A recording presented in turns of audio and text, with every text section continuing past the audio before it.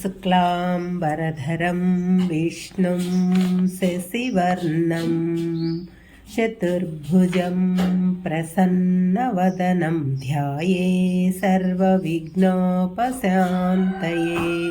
ओम श्रीकृष्ण परब्रह्मणे नमः। श्रीमद्भगवद्गीता अथ चतुर्दशोऽध्यायः गुणत्रयविभागयोगः। 25వ శ్లోకం।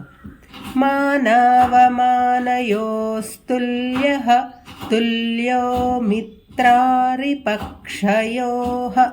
సర్వారంభ పరిత్యాగీ గుణాతీతః స ఉచ్యతే. తనను సన్మానించిన అవమానించిన సమానంగా స్పందిస్తాడు. దేనిని అతిగా పట్టించుకోడు. అన్నింటినీ చిరునవ్వుతో స్వీకరిస్తాడు.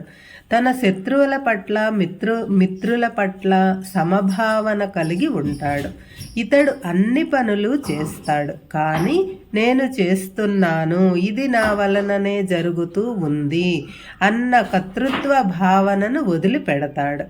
తాను ఏ పని చేసినా దానిని కర్తృత్వ భావనతో చెయ్యడు. కర్మఫలముల మీద ఎటువంటి ఆసక్తి కలిగి ఉండడు. ఏ కోరికతోనూ కర్మలు చెయ్యడు. తాను చేసిన కర్మలకు వచ్చిన ఫలితములను ఆశించడు. తాను చేసిన కర్మలను వాటి ఫలితములను బ్రహ్మార్పణం చేస్తాడు. తాను నిర్వికారంగా నిశ్చలంగా ఉంటాడు. ఎల్లప్పుడూ ఏ పని చేస్తున్నా ఎక్కడ ఉన్నా సర్వకాల సర్వావస్థల యందు మనసులో పరమాత్మ నామస్మరణ చేస్తుంటాడు. ఇటువంటి లక్షణములు కలవానిని గుణాతీతుడు అని చెప్పవచ్చు. 26వ శ్లోకం. మాం జయో వ్యభిచారేణ భక్తి యోగేన సేవతే సగుణాన్ సమతీత్వైతాన్ బ్రహ్మ భూయాయ కల్పతే.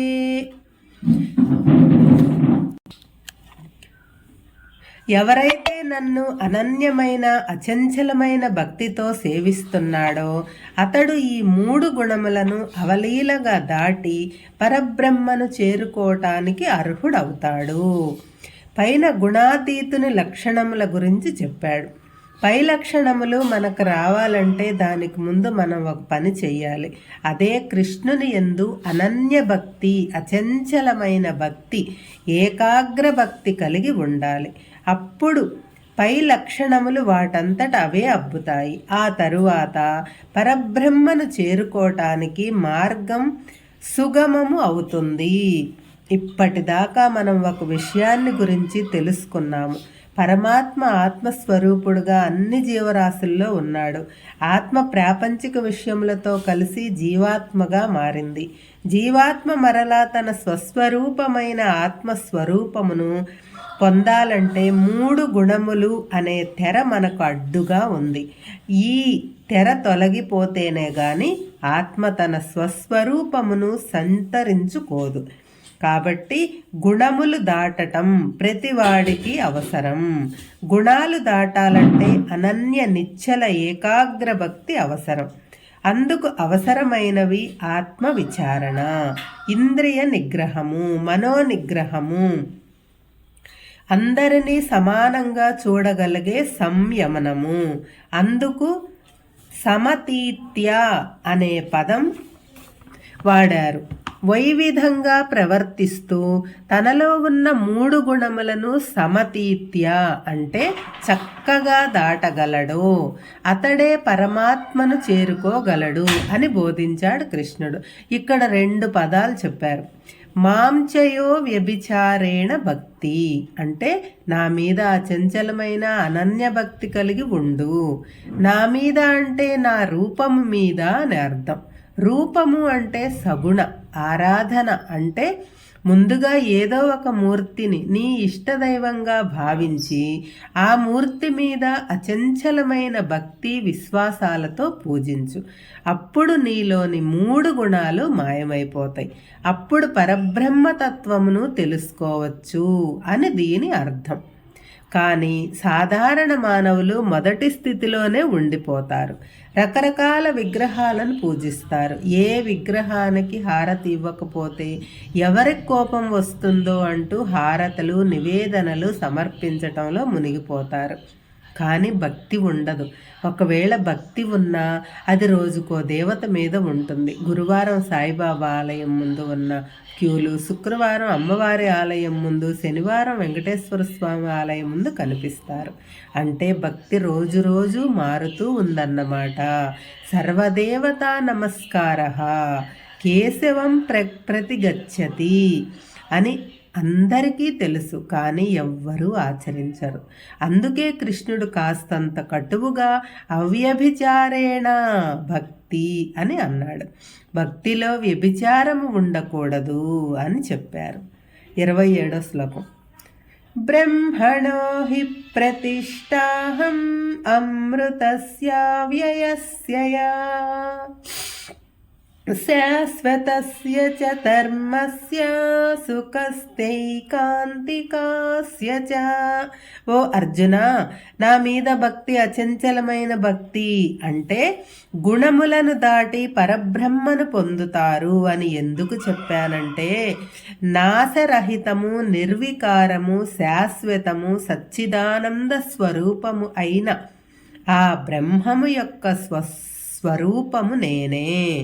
ఈ అధ్యాయంలో చెప్పబడిన 3 గుణాలు దాటితే పరబ్రహ్మ పదమును పొందుతారు.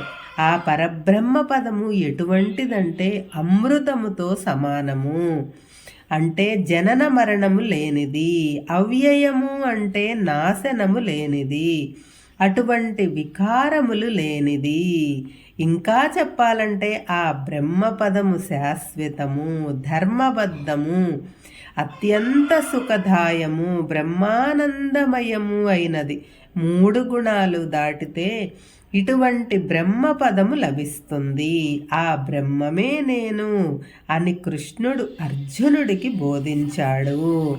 నిరంతరము పరమాత్మను గురించి ధ్యానించేవారు, పూజించేవారు, ఉపాసించేవారు భ్రమర కీటక న్యాయంగా పరబ్రహ్మతత్వమునే పొందుతారు. కాబట్టి శ్రీరాముని పూజించిన, శ్రీకృష్ణుని పూజించిన, లేక ఇతర దేవతామూర్తులను పూజించిన నిరాకారము, అవ్యయము, సచ్చిదానందము అయిన పరమాత్మను పూజిస్తున్నట్టే. కాకపోతే పరమాత్మ మీద నిశ్చలమైన భక్తి కలగటానికి, ఉపాసించటానికి మొట్టమొదట ఏదో ఒక రూపంతో మూర్తిగా పరమాత్మను ఉపాసించటం మన కర్తవ్యం. కాబట్టి శివకేశవుల మధ్య, రాముడు కృష్ణుడు మధ్య, లక్ష్మీ దుర్గల మధ్య భేదభావం పనికిరాదు. అందరూ ఒకటే. నదులన్నీ సముద్రంలో కలిసినట్టు సముద్రంలో ఉన్న నీరు అలలలో ఉన్న నీరు ఒకటే అయినట్టు మనం ఏ దేవతను ఏ రూపంలో పూజించినా ఆ పూజలన్నీ ఆ పరమాత్మకే చెందుతాయి అని తెలుసుకొని అనన్య భక్తితో పరమాత్మను సేవించి తుదకు ఆ పరమాత్మనే చేరుకోవచ్చు అనే సత్యాన్ని మనకు ప్రబోధిస్తూ వ్యాసుల వారు ఈ అధ్యాయాన్ని ముగించారు. ఓం తత్సదితి శ్రీమద్భగవద్గీతాసు ఉపనిషత్సు బ్రహ్మ విద్యాయాం యోగశాస్త్రే శ్రీకృష్ణార్జున సంవాదే గుణత్రయ విభాగ యోగో నామ 14వ గుణత్రయ విభాగ యోగం సంపూర్ణ. ఓం తత్సత్. ఓం తత్సత్. ఓం తత్సత్. హరే కృష్ణ.